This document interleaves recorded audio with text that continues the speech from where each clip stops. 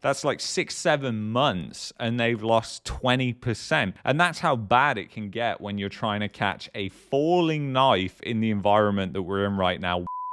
The housing market crash is continuing in Canada, and we're actually seeing some mainstream media outlets now report that home prices are going to, guess what? They're going to boom in 2025. I think we already know why they're saying this is going to happen, but we're going to take it apart and actually see, is that going to be the case? And you can be the judge yourself. 5 reasons why home prices will rise 10% in 2025. Very specific there. So it's really interesting as we get into this. The primary reason, or the first reason that this person is saying home prices are going to rise, is because of pent up demand. Now, we've heard this story time and time again. In fact, it comes round every single year around this time, funnily enough, when home prices actually tend to rise anyway, even if the long-term trend is down. And basically, it's really interesting. Obviously, they're basically trying to make the argument here that because a lot of people have held off their home purchases over the past couple of years, that they're just going to flood into the market because home prices have come down and interest rates have also come down. And that obviously assumes one crucial thing there is that these people can actually afford to buy in the first place, which we know is just not the case. So what's really interesting is another assumed thing is about the mortgages and the fact that interest rates have come down, and the fact that there's now the price cap increase on insured mortgages. So it's going from 1 million to 1.5 million. Like, that was the cutoff, and that's going to make demand explode as well, when that's just not the case. I mean, anybody who's taken out the risk over 30 years on a house over $1 million has definitely got a screw loose in their head. Let's face it, the amount of interest that they're going to pay on that loan is completely insane over the life of the loan, especially if you think that we're heading into a decade or an era of high inflation. Even though inflation is coming down, do you think it's going to continue? Do you think it's going to be high? So this is shadow stats. Obviously, I've used this so many times on this channel. And if you look at what this is the 1980s based CPI. So basically, it uses a fixed basket of goods instead of the CPI right now, where they're changing it constantly. And people don't realize that obviously then it's completely inaccurate. Like, you can't compare this year's inflation to last year's if it's a different basket of goods and services that you're looking at. But again, that's what they do now. So anyway, what's really interesting about this is it still pegs inflation at around 13%, despite they're saying like it's below 2% now in Canada, and in the US it's around 2-3% as well. So inflation is still actually high. And why does that matter? Because obviously that is going to impact people's purchasing power as well. Because yes, you can make the argument here that interest rates have come down, and that means it's got more affordable for people. But really, it's just the people who are taking out variable rate mortgages. And so many people have been burnt on variable rate mortgages over the past couple of years. I don't think that they're going to be booming right now. And I think that really a lot of the sentiment has changed around those mortgages. And if you look at something like the 5-year bond, which is basically what the long-term mortgage, the 5-year, which is one of the most popular mortgages in Canada, is based upon, you can see that pretty much since they started cutting rates in 2024, yeah, the bonds come down, but it's also gone back up. I mean, if you look here, it was at around 3.17% in 2023. This was before the Bank of Canada actually started cutting rates, and recently it was up as high as 3.26%. So it was within 10 basis points of what it was before the Bank of Canada actually started cutting rates. And this is so crucial, because I want you to realize that the Bank of Canada doesn't control interest rates. They just control that overnight rate. And of course, that has an effect on different things, but it's actually the longer term rates that people want, because people want some sort of stability, especially when you're living in a period of high inflation. Whether people realize it or not, we know from all the surveys and different things that have been done that people are struggling. growing. And we also know that GDP per capita in Canada, because another reason that is given in this article is because of high immigration.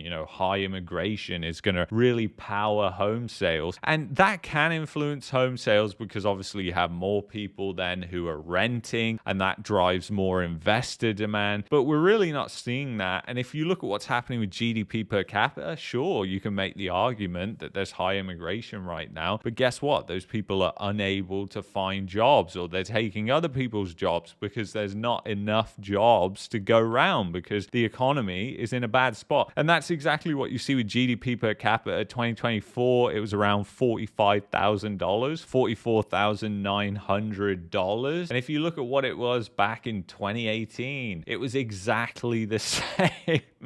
So you're talking about 7 years ago, it was exactly the same as it is today. And you're seeing exactly these things happening in the UK as well. It's not just that it's Canada, it's other countries as well that have high immigration that are seeing the exact same things, where the standard of living has not only stagnated, but it's outright declined, because all of this is obviously measured and based upon the phony numbers. And this is what I've said so many times. If we actually got rid of the phony numbers for inflation, that would make so much of a difference for so many different things. So it's really interesting what's going on. Unemployment is obviously rising. Now, I want to show you these because obviously this is what actually is happening in the real estate market. And we've also got delinquencies that are on the rise, and they don't look like they're slowing down, because you really have to think about what's happening with unemployment, because that's what's impacting delinquencies. And the timing of that is just no coincidence. So this is in Mississauga, and this is a $600,000 loss on a house in Mississauga. And we've been through so many of these. Shazzy Goalie is constantly putting them on Twitter. I'd highly recommend that you follow him on X. But as you can see here, they bought way back in 2021, and now they're trying to sell in 2024, and it's $600,000 less. With inflation and everything else, you're talking about a well over 50% loss. So it's staggering, some of these numbers that are coming out. You've also got Kitchener, which isn't actually in the GTA. So you got all these places that boomed, and that should make a lot of people really nervous in places like Calgary and Edmonton, because those places boomed a lot later, and a lot of people said, oh, it's just because home prices are cheaper here, and that's just going to prop things up. Well, it was the same situation in places like Kitchener, Cambridge, London, and those places. So we'll see what happens. But Kitchener collapsed. This was bought in 2024 in February for $1.08 million, and they just sold it for $895,000. So that is a massive 20% loss in 1 year, and in fact less than 1 year. So it's absolutely crazy when you think about that. That's like 6-7 months, and they've lost 20%. And that's how bad it can get when you're trying to catch a falling knife in the environment that we're in right now with the economy. And people should really be looking at the economy, not looking at the Bank of Canada, not looking at the central planners, and listening to what they say, because what they say, unfortunately, it's just too much BS. So Canada is seeing a sharp uptick in mortgage in arrears despite state interventions. So this article was basically saying how the price increase on insured mortgages, the state intervention that's going on, is really helping. But if you actually look at mortgage arrears, it's still going up, and that's because unemployment is going up. And if you look at what Table Salt put on Twitter as well, so exclusive condo carnage in the GTA, 4 years of gains wiped out and record days on market. Median price of a condo apartment in the GTA tanks to $600,000 in December, the lowest since February 2021. And again, a lot of investors don't understand real prices. They don't understand that money is depreciating. So even if they're selling at the equal amount to they bought in 2021, well, guess what? What they can buy with that money now is practically 40% less than it was in 2021 because of all the inflation that we had. And what's really interesting is if you look at actually where the bubble started, it was way back here in 2002, 2003. That's when the mortgage debt left the historic trend and it just started soaring happening here, when you have the growth leaving the historic trend and it's the mortgage debt, that is when you're in these bubbles. Because guess what? If the incomes aren't growing alongside of that, and of course they weren't, then you have a major problem and you have a bubble brewing. And when you look at what happens here in the cycle, well, we're heading into that fear, that capitulation stage of the cycle. And it's going to be very interesting to see how it plays out over the next 6 to 12 months and beyond. So anyway, if you've enjoyed this video, I'd highly recommend that you check out this video here. If you want access to exclusive perks and content, go to buymeacoffee.com/market mania. Thank you so much for watching. I'll see you in the next one.